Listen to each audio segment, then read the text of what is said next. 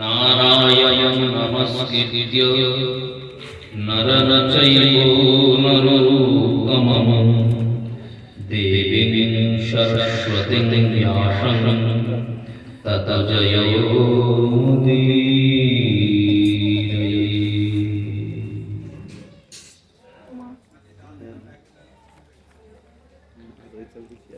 श्री श्री गोविंद মকরন্দ মাধুর্য লীলালাভু সজ্জন বৈষ্ণব বৃন্দ শ্রদ্ধেয়া মাতৃমণ্ডলী চরণে প্রণাম পূর্বক অদ্যকাল শ্রী হরি কথা শ্রী গোবিন্দের প্রকাশ্য রূপ শ্রী গোবিন্দের দ্বিতীয় স্বরূপ কলি কলেশ নাশকারী অপার সংসার ভারকারী ব্যাস রচিত সুখমোহ উদ্গারিত ভাগবত অমৃত আস্বাদনের সূচনা করছি। অদ্যকাল ভাগবতীয় কথার বিষয় ভক্তি পরেশান ভাব বিরক্তি নানাত্র চৈসাত্রিক এইকাল প্রবর্ত্যমানসে যথা স্নাত শতদৃষ্টি পুষ্টি উদপরাহমানম। শ্রীমদ্ ভাগবতে পরমহংস চূড়ামণি কৃষ্ণ দ্বৈপায়ন নন্দন শ্রী সুখদেব বললেন, মহারাজ পরীক্ষিতকে, হে রাজন, ভক্তি পরেশান ভাব বিরক্তির চৈসাত্রিক এইকাল। বললেন, যেমন খাদ্য গ্রহণ করা মাত্র জীবের মধ্যে তৃপ্তি হয়, আর তদপরে খাদ্য শরীরে গিয়ে পরিপালিত হয়ে শরীরকে পোষণ করে এবং এরপরে এই খাদ্য রস মেদরূপে শরীরে সঞ্চিত হয়, তেমনি ভগবানের ভজন করা মাত্র জীবের পরম শান্তি লাভ হয়। তদপরে বললেন, তদপরে বিরক্তি নাত্র, বিরক্তি মানে বৈরাগ্য উৎপন্ন হয়, আর এরপরে পরেশান ভাব, হৃদয়ে প্রেম। দৃষ্টান্ত দিয়ে দুটির সঙ্গে দুটির তুলনা দিলেন, ভোজনের সঙ্গে ভজন। মানুষ জীবের জন্য এই উক্তির কথা শ্রী বলেছেন। এই যে কথা আমরা শুনতে এসেছি, এই হরি কথা আস্বাদনের সূচনাকালে শ্রী ব্যাস শ্রীমদ্ ভাগবতের প্রথম স্কন্ধের প্রথম অধ্যায়ের তৃতীয় শ্লোকে ভাগবতের মাহাত্ম্যের বর্ণনা করে বললেন, নিগম কল্পতরু গলিত ফলম সুখ মুখ দ্রব সংযুক্তাশ্রিতম পিবত ভাগবত রসমালয়ম মুহুরহ রসিকা ভুবি ভাবুকা। এই ভাগবত কি বললেন? নিগম কল্পের গলিত ফল। নিগম নামক যে কল্পবৃক্ষ, সেই নিগম নামক কল্পবৃক্ষের গলিত ফল। শ্রীধর গোস্বামী বললেন, না না, শুধু গলিত নয়, বিশেষ রূপে গলিত। এই নিগম শব্দের অর্থ কি বললেন? নিগম শব্দের অর্থ বেদ। এই বেদের রূপী কল্পবৃক্ষ। কল্পবৃক্ষ কাকে বলে? বললেন যে বৃক্ষের ছায়ায় দাঁড়িয়ে তুমি যাই কল্পনা করবে, সেটা পূর্ণ হবে, তার নাম কল্পবৃক্ষ। যার জাগতিক কোনো কামনা থাকলে সেই কামনার মুক্তি হবে, আর পারমাণবিক কোনো কামনা থাকলে সেই পারমাণবিক কামনা। এই রকম কল্পবৃক্ষ, সেই বেদ কল্পবৃক্ষের সুউচ্চ শাখাতে এই ফলের জন্ম হয়েছে। এবং শুধু জন্ম হয়েছে তাই নয়, এই ফলটা পরিপক্ক হয়েছে। কেমন পরিপক্ক হয়েছে বললেন? পরিপক্কিত হয়ে গলে গেছে। পরিপক্কিত হয়ে গলে গেছে। সার তত্ত্ব নাই, সার তত্ত্ব গলিত তত্ত্বের মধ্যে পরিণত হয়েছে। এই ফলটাকে চেবানোর জন্য দাঁত লাগবে, যদি গলে যায় তাহলে দাঁত লাগবে, তাহলে তো যার দাঁত আছে সেও খেতে পারবে, আর যার দাঁত নাই সেও খেতে পারবে। দাঁত এখানে জ্ঞান, যার জ্ঞান আছে সেও এই ফলকে আস্বাদন করতে পারবে, আর যার জ্ঞান নাই সেও এই ফলকে আস্বাদন করতে পারবে। তাই নিগম কল্প তরল গলিত ফলন, এই সুউচ্চ ডালে এই ফলটি হয়েছে, আর ফলটি গলে গেছে। কেন এই ফল হলো?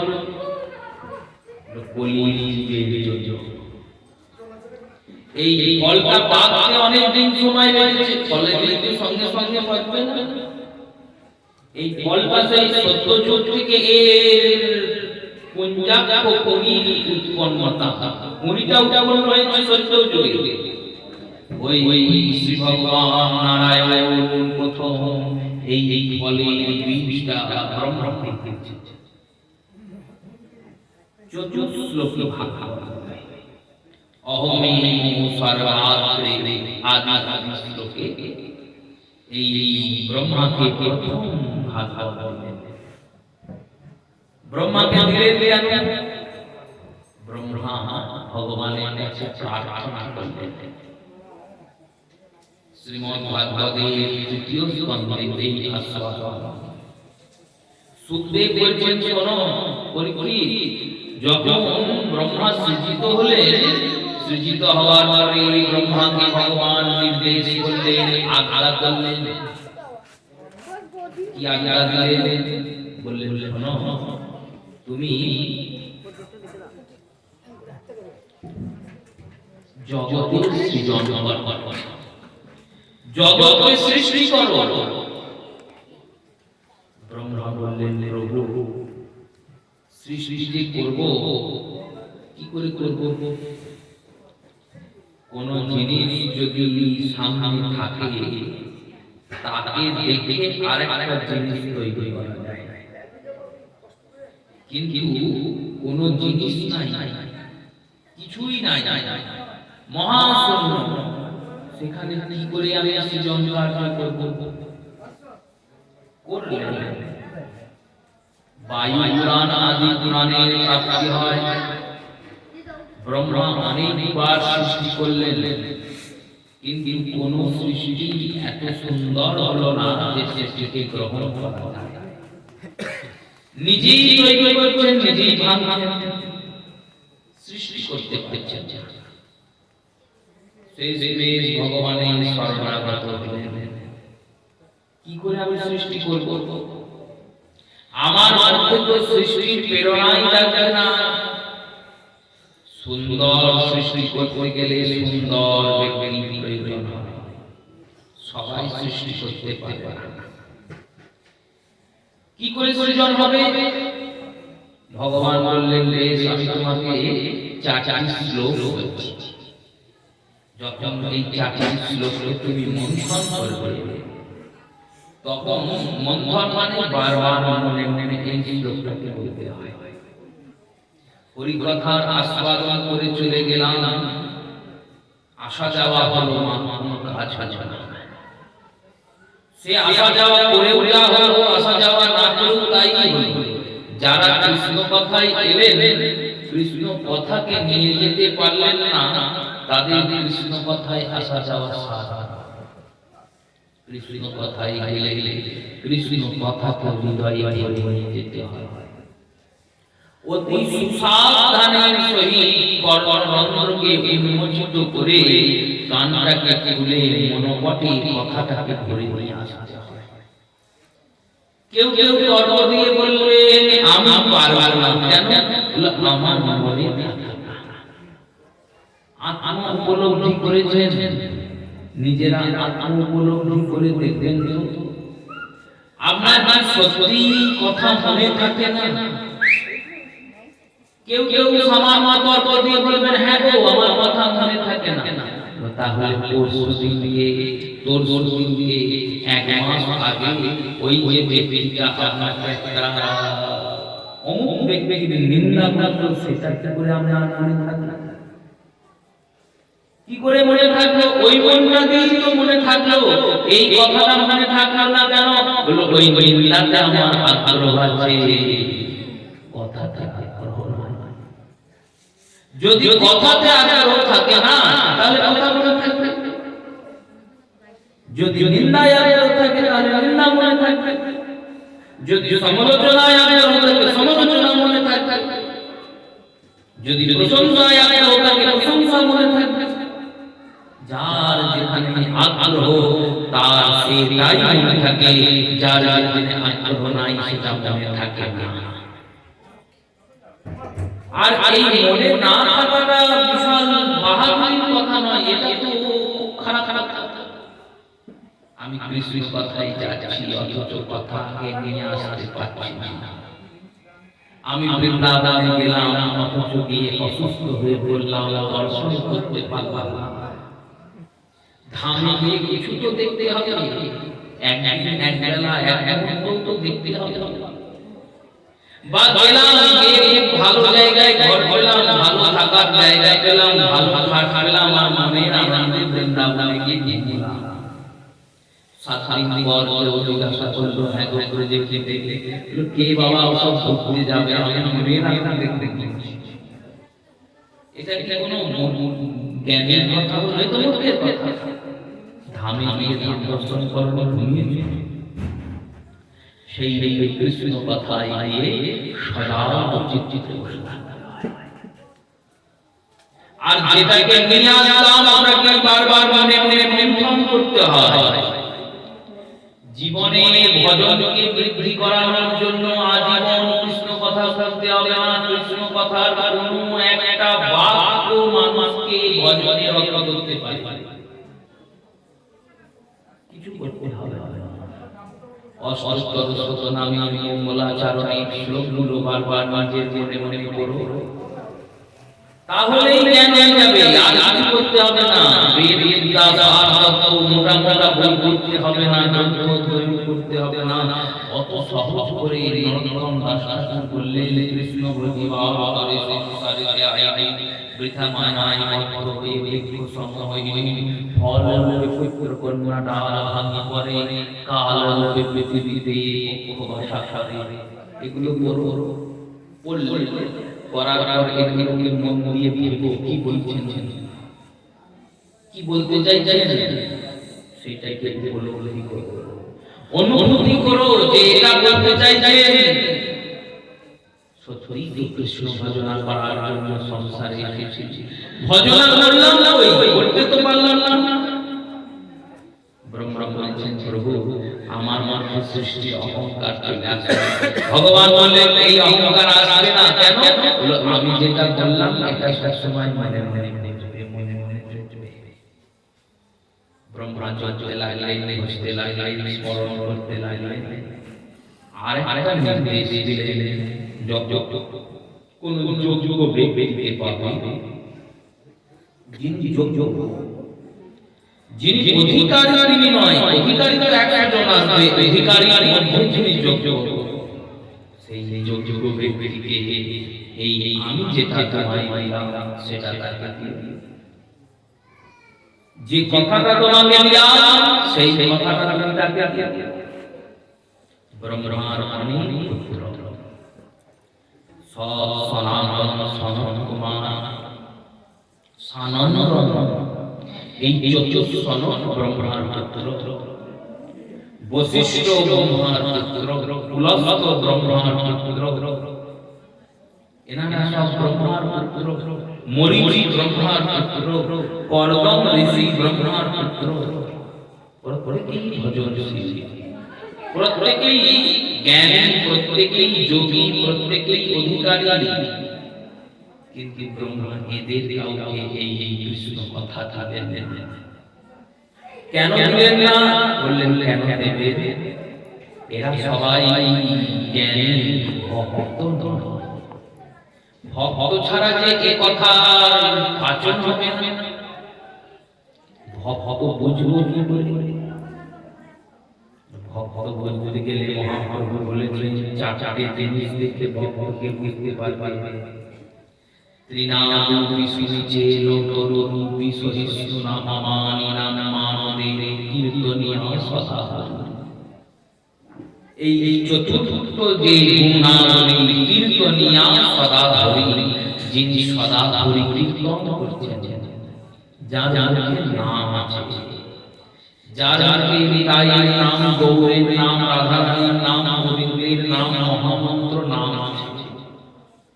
সারা দিনকে একবারও নাম করেন, নামকে সম্মান করেন, শ্রদ্ধা করেন। এই নামে রুচি আছে, তিনি ভক্ত। সনকাদি ঋষিগণ, বর্ধমাদি ঋষিগণ, এনারাও ভজনশীল, এনারাও আচরণশীল, এনারাও কর্মকাণ্ড বেদকাণ্ডের আচরণ করেন, কিন্তু কখনো নাম করেন না। ব্রহ্মার পুত্র আছে, সারাক্ষণ নাম করে।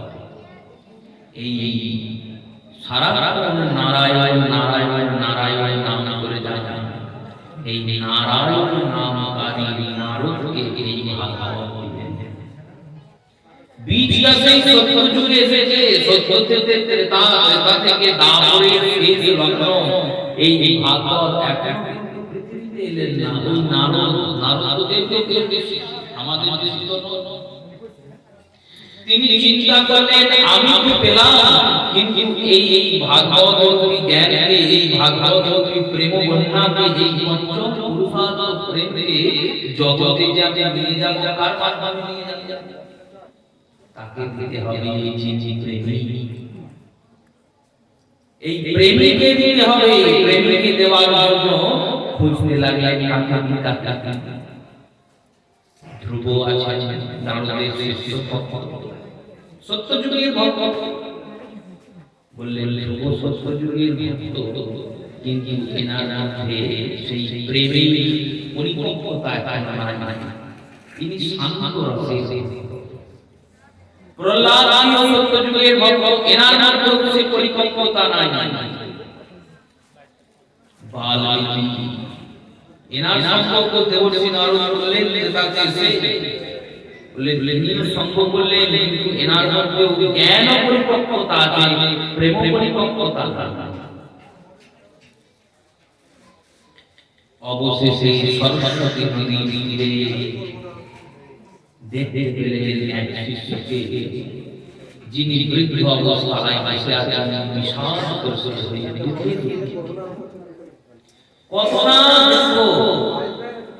আমাদের তো ক্ষণে দীক্ষিত নয়, আমাদের তো ক্ষণে দীক্ষিত হয়। তিনি বিশাল দুঃখিত।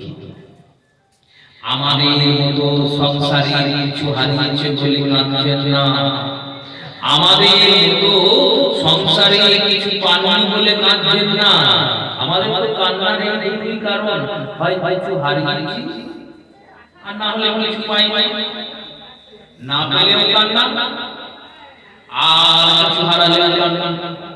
এই দুঃখের কারণ ইনিও দুঃখিত, কিন্তু এনার এই কারণে দুঃখ নয়। নারদকে জিজ্ঞাসা করলে কৃষ্ণ দ্বৈপায়ন বেদব্যাসকে, হে ব্যাস তোমার এত দুঃখ কিসে, কি কারণে তুমি দুঃখিত? ব্যাস বললেন প্রভু আমি একটাই কারণে দুঃখিত। কি কারণ? না কলিযুগ আসছে, কলিযুগে জীবেরা কেউ ধর্মাচরণ করবে না, আর ধর্মের আচরণ যদি না করে তাহলে এই জগতে শান্তি পাবে না। অধর্ম অশান্তিকে ডেকে আনে, এটা একবারে শাস্ত্রসম্মত এবং নিজের পরীক্ষা করে দেখতে।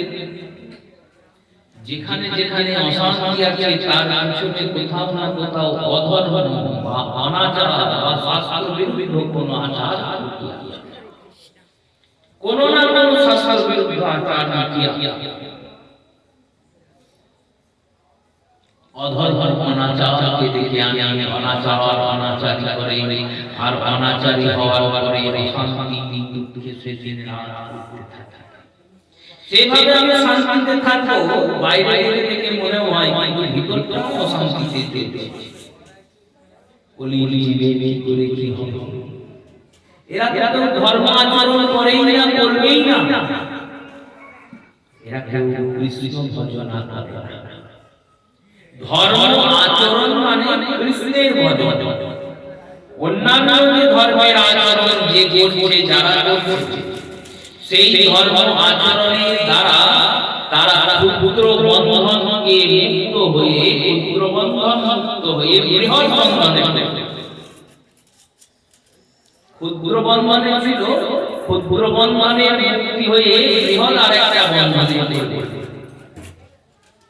কেউ কামনা নিয়ে আকাঙ্ক্ষা নিয়ে আশা নিয়ে কোন দেব দেবীর পূজা করছে, দেব দেবীর চরণে পূজা করছে, আর যাকে করছে দেব দেবীর পূজা করতে দেবতার কৃপা হয়েছে আর কৃপা হয়ে সেই কামনা পূর্তি হয়েছে বললো তাহলে আমি ধর্মাচরণ ঠিকই করেছি। ঠিক করে ঠিকই, কিন্তু কি হবে জানো, ওই কামনাতে তোমাকে আর একটা দুঃখ নিয়ে উপস্থিত করবে। পরিপূর্ণ শান্তি দেওয়ার ক্ষমতা গোবিন্দ ছাড়া আর কারো নাই, আর কৃষ্ণ ভজন ছাড়া পরিপূর্ণ শান্তি কোনো পথেই পাওয়া যাবে না, একমাত্র এই পথেই পাওয়া যাবে।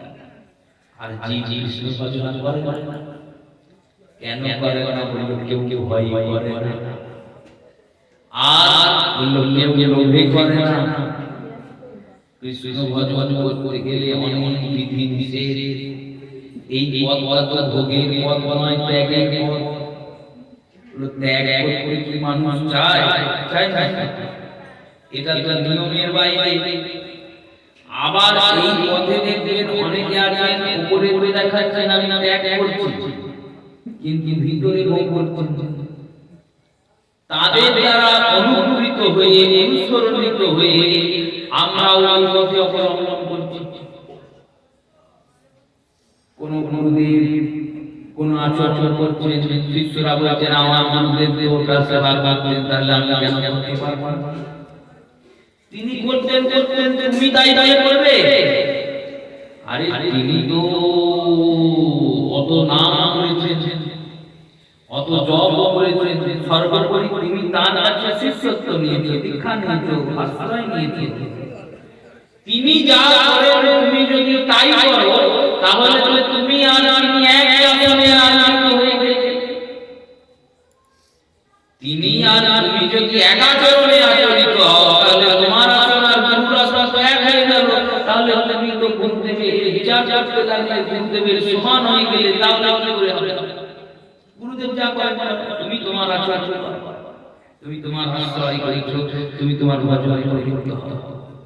এই কলিযুগে এই রকম ভ্রষ্টপতি ব্যক্তির অভাব নাই, তারা তো ভ্রষ্ট করছে জীবকে। শিষ্যকে একাদশী করতে বলবে কি, গুরুদেব বলছে আমি একাদশী করি না, তুই কি একাদশী করবি? একাদশী করতে না। তার মধ্যে স্মৃতি শাস্ত্রে কিছু সংহিতাতে বর্ণনা হয়েছে। পরাশর সংহিতা নামে একটি সংহিতা আছে, অধ্যয়ন করা লোক খুঁজে পাওয়া মুশকিল মশাই। যারা শাস্ত্র অধ্যয়ন করে, শাস্ত্র কথা বলছে এরকম তো প্রচুর পাওয়া যাবে, একবারে ঘুরি পাওয়া যাবে, মানে পাওয়ার অর্থ নাই। এই আমি যা বলছি এটাকে যদি কেউ ভালো করে মুখস্থ করে নিয়ে বসে, তাহলে আমি কথা সে শাস্ত্র কথা বলা হয়ে যায়। অধ্যয়ন করা লোক পাওয়া যাবে, শাস্ত্র জানা লোক পাওয়া যাবে, কিন্তু শাস্ত্র মানা লোক পাওয়া যাবে না। যিনি শাস্ত্রকে মেনে জীবন যাপন করছেন, আচরণ ধর্মযুক্ত হয়ে জীবন যাপন করছেন, এরকম লোক খুঁজে পাওয়া খুব কঠিন, খুব কঠিন। কলিযুগে যে সহজে ধর্ম আচরণ করে না, এই অধর্মের আচরণকারী কলিহত জীব এরা কি করে ভগবত ভজন করবে?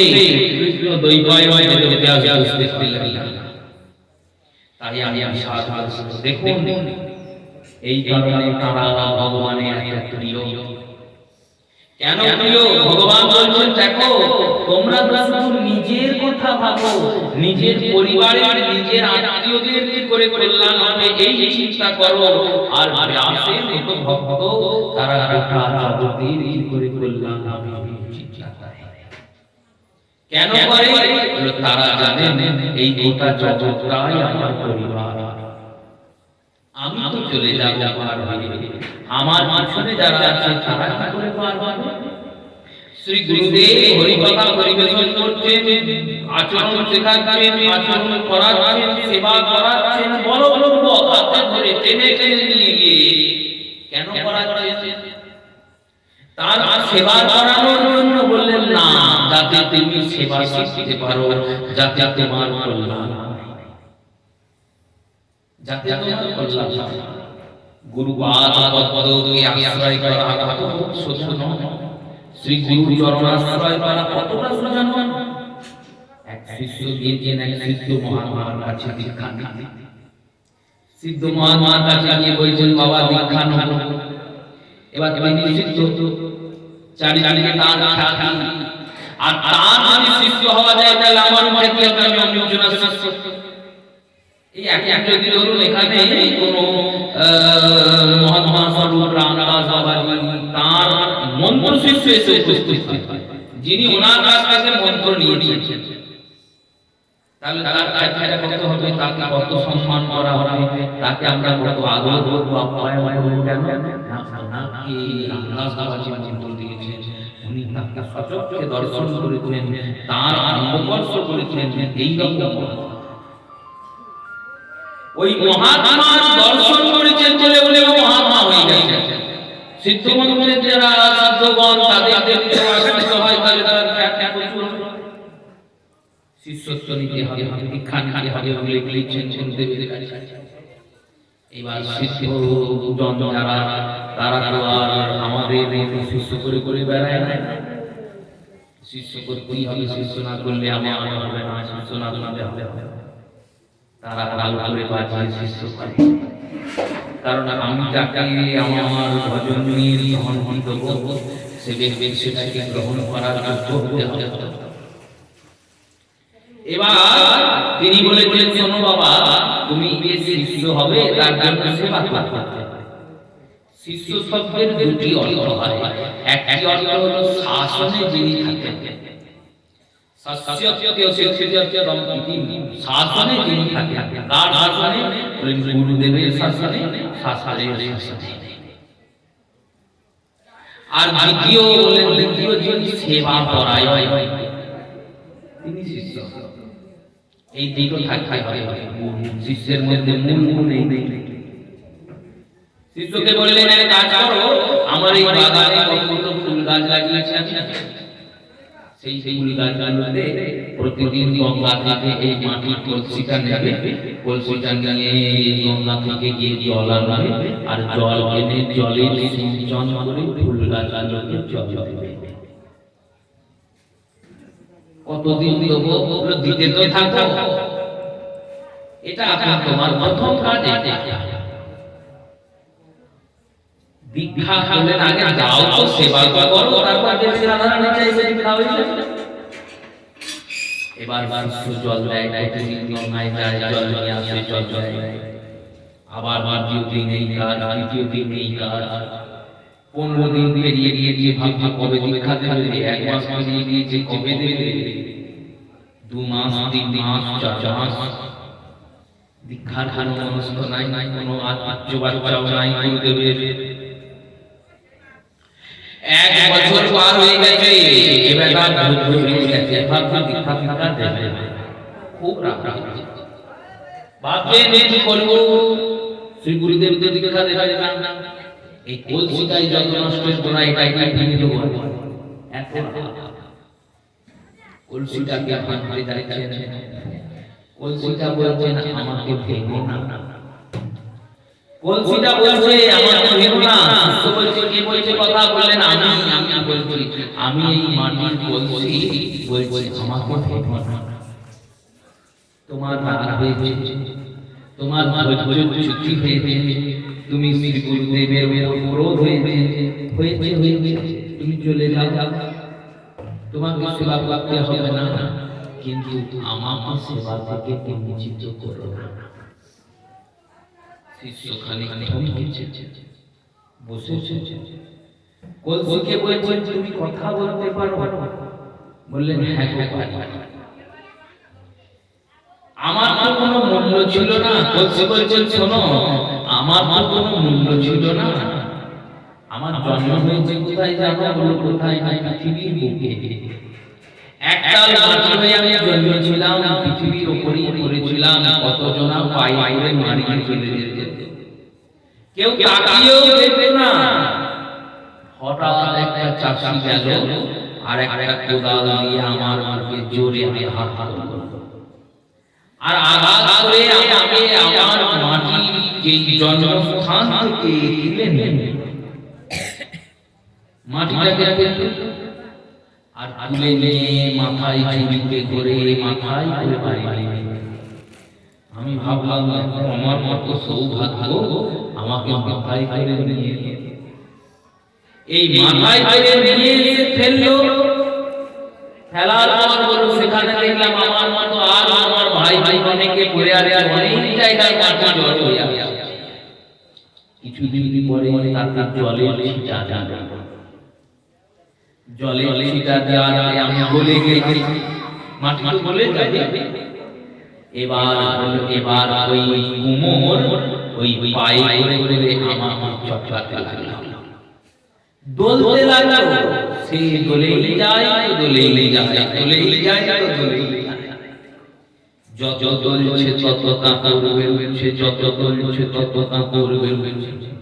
কাঁকড় ছাড়ে ছাড়ে ছাড়ে ছাড়ে একবারে নরম মাখনের মতো তৈরি করে আমার চাকের উপরে বসিয়ে দিল। আর চাকের উপরে বসিয়ে দিয়ে আমি ছিলাম মাটির তাল, আমাকে এত সুন্দর একটা কলসি তৈরি করে দিল। আমি আকার বাড়িয়ে গেলাম, ছিলাম মাটির তাল, একটা পাত্র হয়ে গেলাম। এই পাত্র হওয়ার পর দেখো অবস্থা, পাত্র হওয়ার পর আমাকে রোদে পোড়ালাম, রোদে শুকালাম, রোদে শুকানোর পরে আগুনে পোড়ালো, আর আগুনে পোড়ানোর পরে আমাকে মাথায় করে নিয়ে এলো হাটে। আর হাটে আনার পরে কতজন আমাকে বাজিয়ে বুঝিয়ে দেখলো। আর দেখতে দেখতে এই মহাত্মা ইনিও গেলেন, এনার একটা কলসি দরকার ছিল, ইনি আমাকে ক্রয় করলেন। যখন আমাকে কিনছেন তখন আমি মনে মনে ভাবছি আমার কোনো দাম ছিল না, মাটি হয়ে পড়েছিলাম।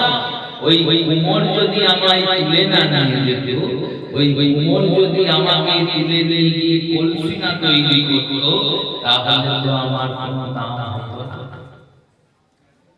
কুমোরের হাতের ছোঁয়ায়, কুমোরের পায়ের লাঠিতে, কুমোরের ওই গলায়, কুমোরের ওই আগুনে পোড়ানোতে, ওই রোদে শুকানোতে এই এত কষ্ট পেয়েছি বলে আমি আজকে কলসি পাত্র ধারণ করছি।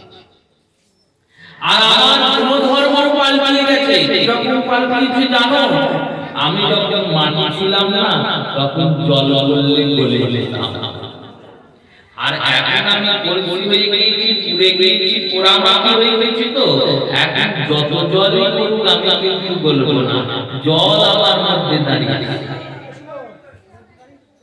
শিষ্যকে বলছেন তাই শোনো, শিষ্য হওয়া অত সহজ নয়। আমি যেমন ওই মাটিতে জন্মিয়েছিলাম, আমরা সবাই এই জগতে জন্মিয়েছি, আর জগতে জন্মিয়ে জগতের মধ্যখানে মায়ার মধ্যেই অবস্থান করছি।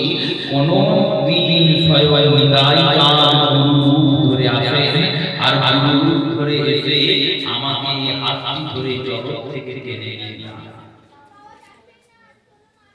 ঠাকুর বৈষ্ণবগণ করিয়ে নিবেদন, মুবর অধম দুরাচার,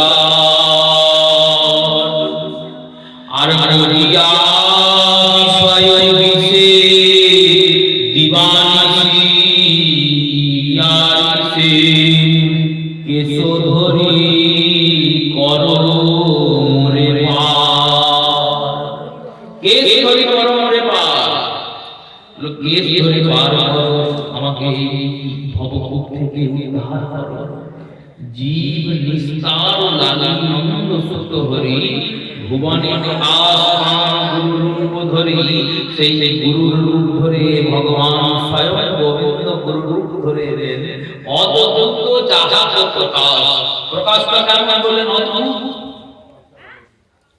স্বয়ং নারায়ণ রূপ ধরেছেন, স্বয়ং কৃষ্ণ গুরু রূপ ধরেছেন, অদ্ভুত প্রকাশ হয়।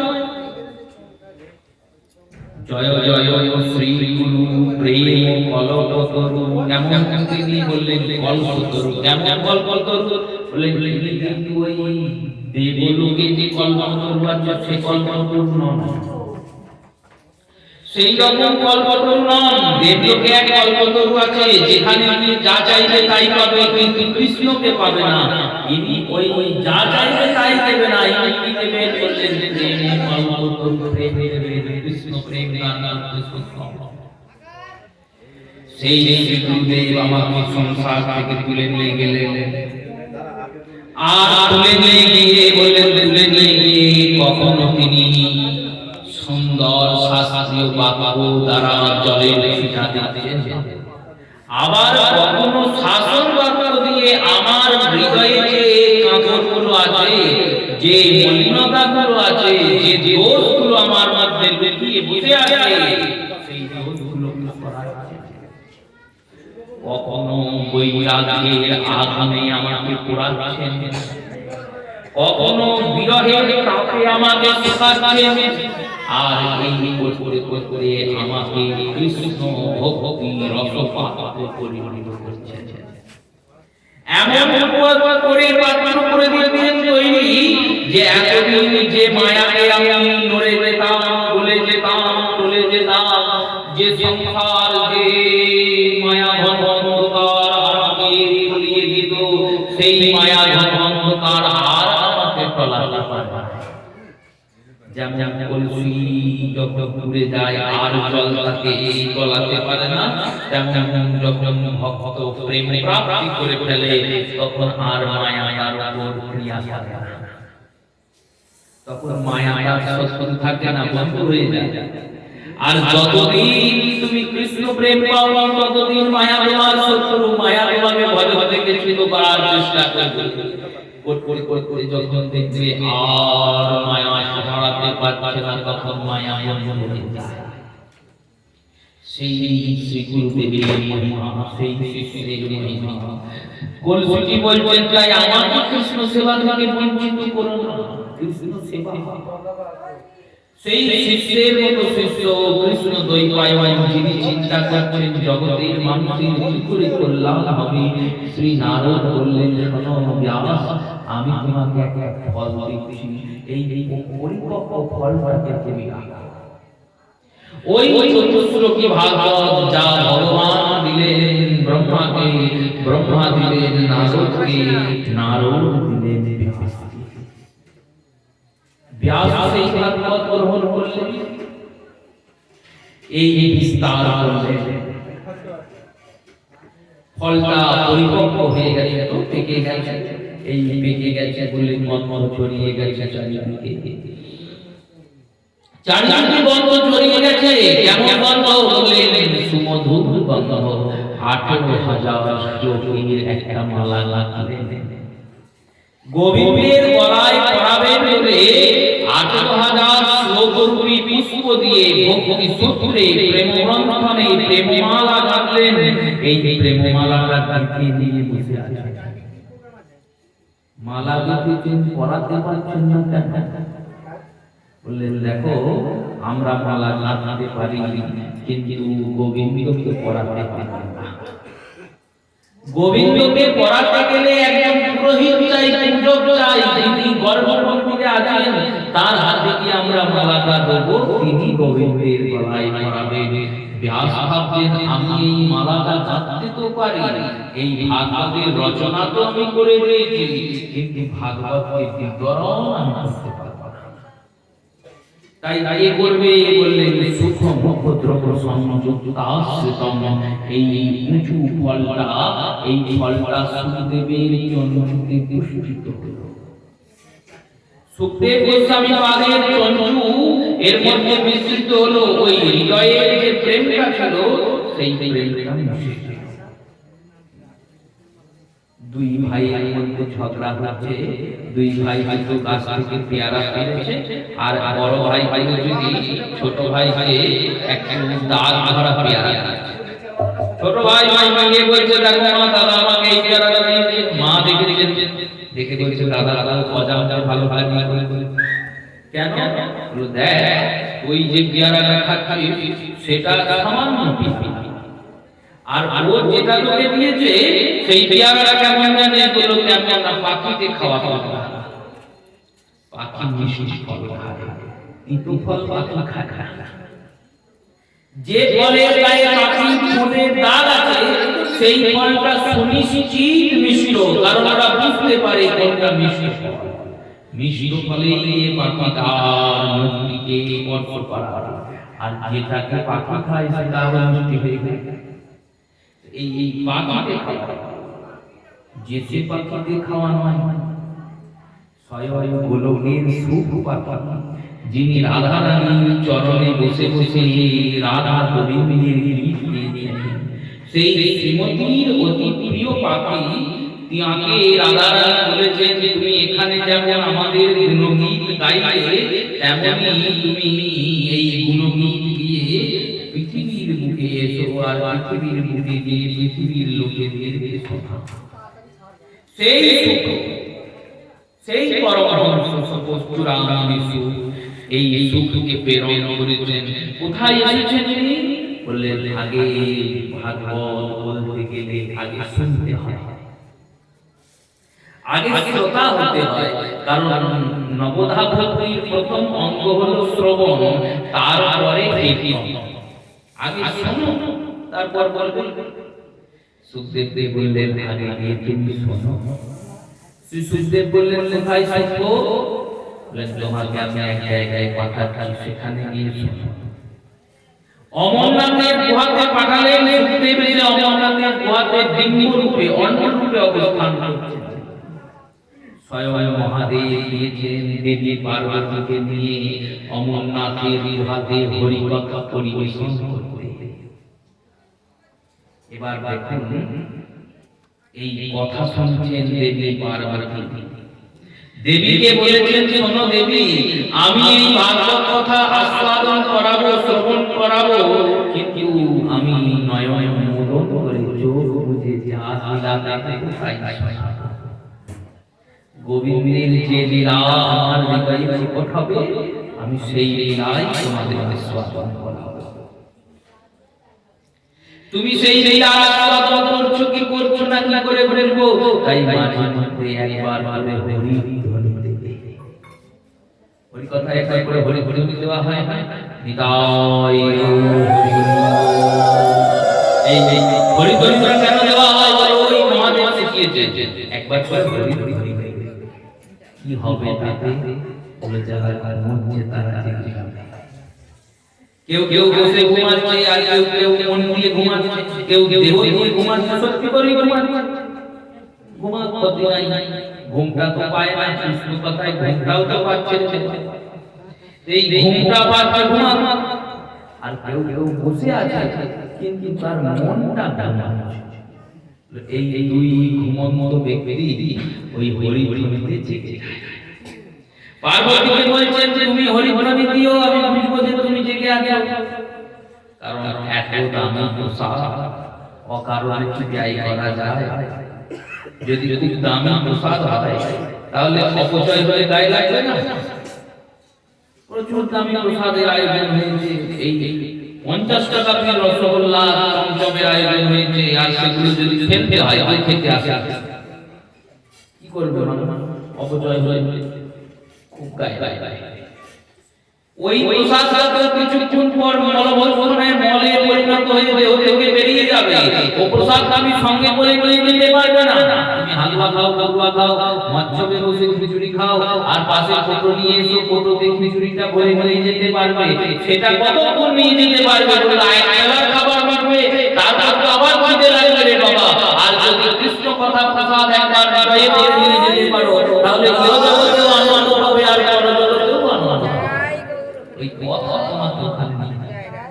এই প্রসাদটার এতটা মাহাত্ম্য, এতটা গুরুত্ব, তাই আমাদের মতো তারা বলছেন না, আমাদের মতো তারা শুনছেন না। পার্বতীকে বললেন সুসাবধানে শুনবে, যেন কথা প্রসাদ দেখে না।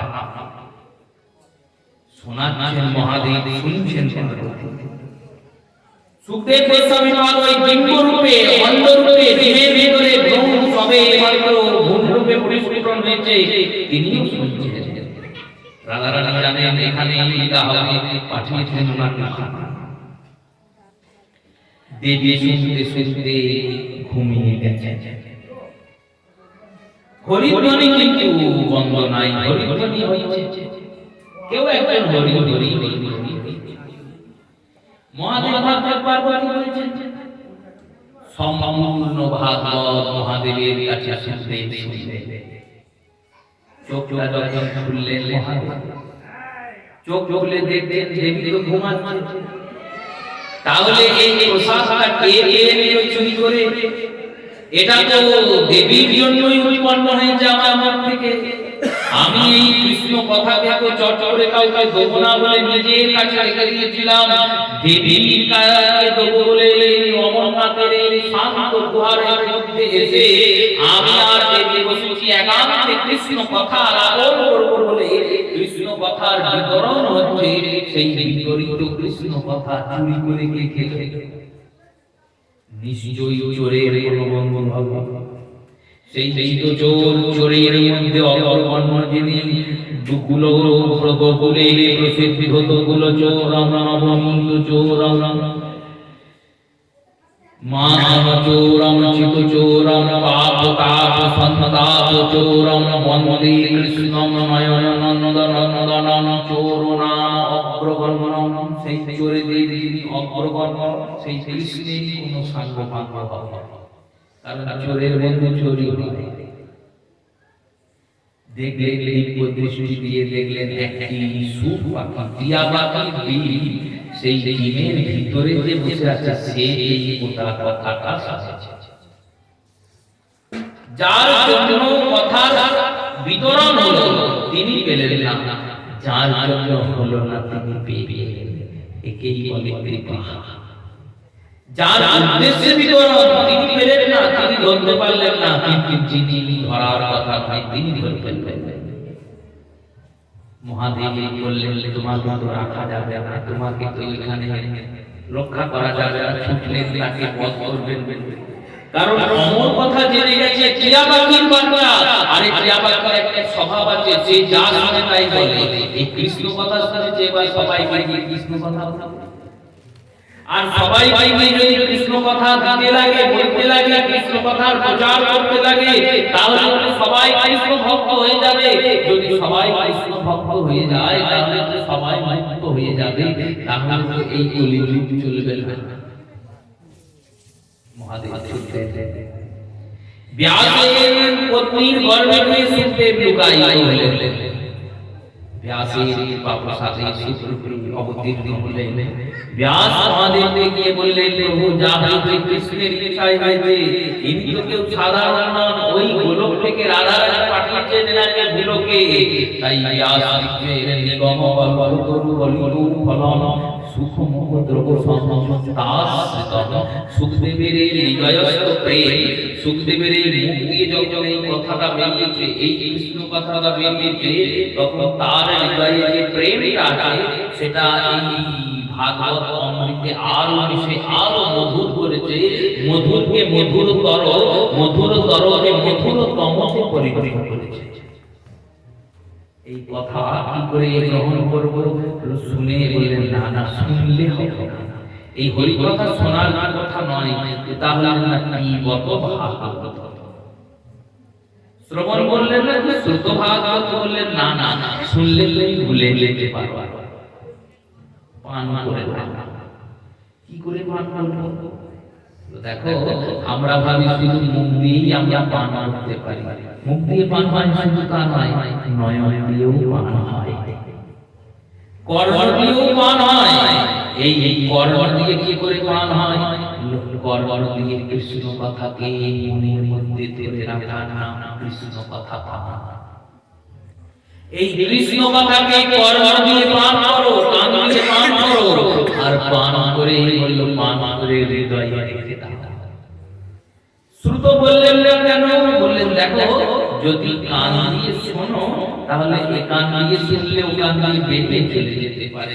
আর কান দিয়ে যদি পান করো, তাহলে হৃদয়ে রেখে জমা হবে, আর বেরোবে না।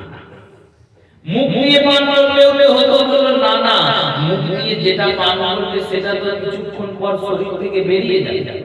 যেটাই পান করবে এই শরীর থেকে বেরিয়ে চলে যাবে, কিন্তু কান দিয়ে যা পান করবে সেটা আর শরীর থেকে বেরোবে না। মহাপ্রভু জগন্নাথকে দেখছেন আর বলছেন, হে জগন্নাথ, তুমি এক কাজ করো, তুমি তো আমার প্রাণপতি জগন্নাথ স্বামী। জগন্নাথ তো আমার স্বামী, তাই হে জগন্নাথ, তুমি আমার স্বামী, মম স্বামী। জগন্নাথ স্বামী নয়ন পথগামী ভব, তুমি আমার এই নয়ন পথে আমার হৃদয়ে এসেছো। এই নয়নের পথে তুমি হৃদয়ে এসে বসে পড়ো, আর যেন বেরিয়ে যাও। পিবত ভাগবত রসমালয়ম, পিবত ভাগবত রসমালয়ম। এই ভাগবত রূপী রসের আলয়কে পান করো। রসের আলয়, এই রসায়ন পান করো। কারা করবে? রসিকা ভুবি ভাবুকা, যারা ভাবুক তারা ভাগবত পান করবে, যারা রসিক তারা ভাগবত পান করবে। তাহলে আমাদের কি হবে? আমরা তো কিছুই নই, না আমাদের ভাব আছে, আর না আমাদের রস আছে। রস আছে সম্বন্ধ, না কোনো সম্বন্ধ আমরা গোবিন্দের সঙ্গে করতে পেরেছি, আর না গোবিন্দের কথা শুনে আমাদের হৃদয় ভাবে ভাবিত হয়। তাহলে আমরা কেন শুনবো? তোমরা শুনলে তোমরাও একদিন ভাবুক হয়ে যাবে। তোমরা শুনলে তোমাদের হৃদয়েও একদিন কৃষ্ণ রসের আস্বাদনের প্রচেষ্টা জাগবে। এই কথা কি করে? বলল, অভক্তকে ভক্ত করে। এই কথা কি করে? বলল, ভক্তকে ভাবুক করে। এই কথা কি করে? বলল, ভাবুককে প্রেমিক করে। এই কথা কি করে? বলল, প্রেমিককে কৃষ্ণকে পাইয়ে দেয়। এই কথা কি করে? বলল, ভক্তকে ভাবুক করে। এই কথা কি করে? বলল, ভাবুককে প্রেমিক করে। এই কথা কি করে? বলল, প্রেমিককে কৃষ্ণকে পাইয়ে দেয়। এই কথা কি করে? বলল, ভক্তকে ভাবুক করে। এই কথা কি করে? বলল, প্রেমিককে কৃষ্ণকে পাইয়ে দেয়। এই কথার এত মহিমা, এত এর গরিমা, এত এর সিদ্ধতা, সেই কৃষ্ণ কথা আসরে আমাদের আগমন অনেক দূর থেকে ওই শিখন কান্টোয়া নগর থেকে সন্ন্যাস থেকে এসেছে। হরি কথার আস্বাদন করাতে প্রতি বছরই আসি, প্রতি বছরই আপনাদের সঙ্গে দেখা হয়, যত কথা সেবা করার চেষ্টা করি। এবার সকাল সকালে আসি, বিকাল বিকালে আসি, যাই আসি না কেন আমাদের ফেরার একটা তারা, কারণ আমাদের তো ফিরতেই হবে, যেতেই হবে, মহাপ্রভু ধামে যেতেই হবে, চরণে যেতেই হবে। আর যাওয়ার জন্য এই কথার যত কিঞ্চিৎ নিবেদন আপনাদের চরণে করে গেলাম।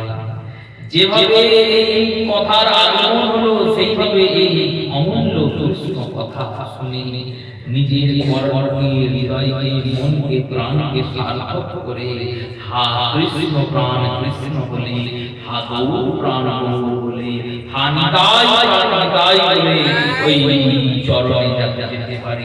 ওই রাম চরণে, ওই যুগল চরণে যেন গতি হয়, গতি হয়, সর্বশেষ ওই যুগল চরণে গতি হয়। এই অভিলাষ রাধারানীর চরণে জানিয়ে প্রত্যেক ভক্ত কাবা বৈষ্ণব চরণে প্রণাম পূর্বক উদ্ভূতাল হরিকথা অবসর দিলাম। শ্রী গুরু প্রেমানন্দ শিলানাথ নিতাই গৌর হরি।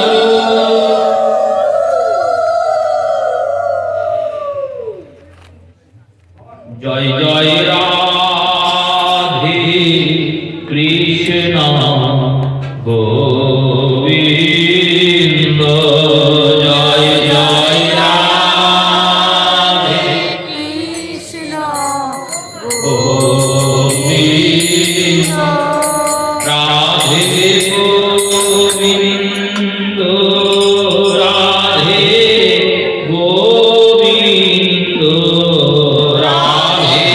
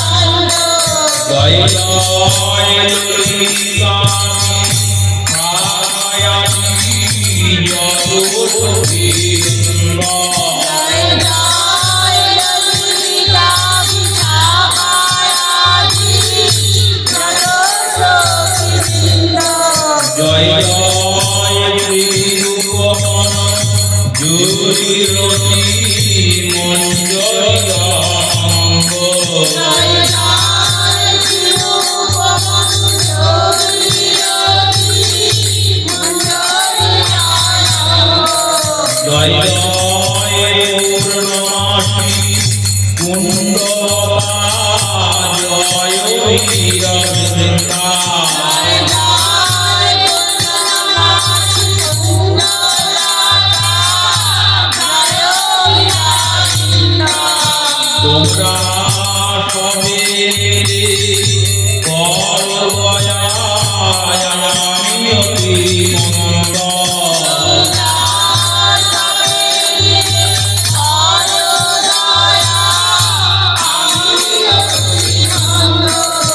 তোমরা কৃপা করে দাও হে গোপাল চরণারবিন্দ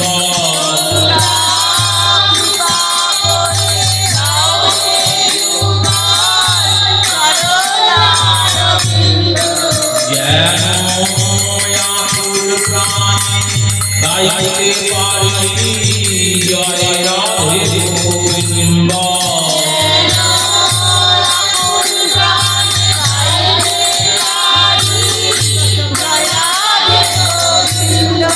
রাধে রাধে গোবিন্দ বল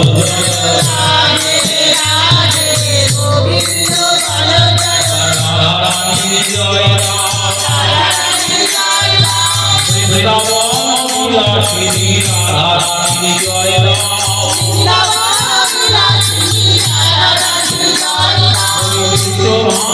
রাজনন্দিনী রাধে জয়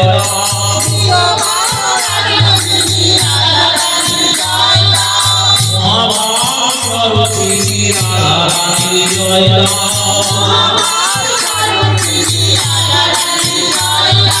মাধুর্য কারণী রাধে জয়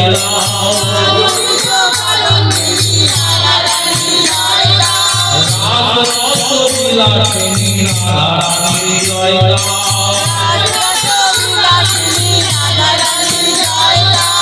অপার করুণাময়ী রাধে জয়